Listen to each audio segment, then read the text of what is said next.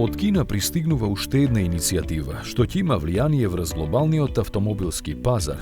Нивните нови правила ќе предвидуваат плагин хибридите да имаат електрична автономија од најмалку 100 километри. Иако не се работи за забрана на оние со помали батерии, туку само на укинување на субвенциите за нив, јасно е дека производителите на возила ќе ја прифатат фрлената топка. На овој начин, плагин возилата ќе станат вистински хибриди, а не само на хартија. Вградувањето по големи батерии ќе придонесе и за унапредување на системите и поефикасни електромотори.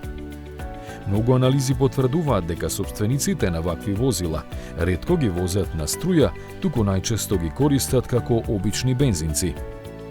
Причината за тоа не е нивната немарност, туку токму малата електрична автономија што ја имаат.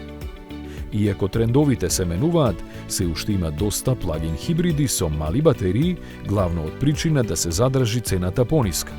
Но со новите правила во Кина, развојот на вакви возила ќе стане пазарно неисплатлив.